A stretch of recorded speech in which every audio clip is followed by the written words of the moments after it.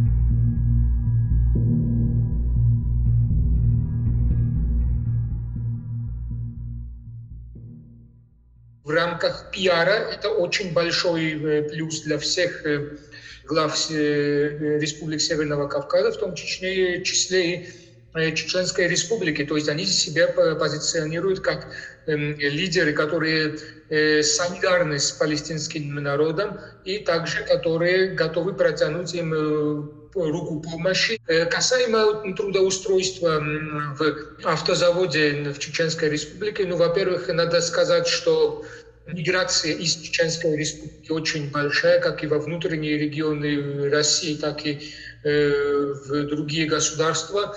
Везде стоит острая проблема для того, чтобы найти рабочую силу. Так как Чеченская Республика является дотационным регионом, из других регионов России нет наплыва рабочей силы, и поэтому трудоустройство палестинских беженцев – это вполне оптимальный вариант для администрации Кадырова, чтобы убить два зайца одним выстрелом.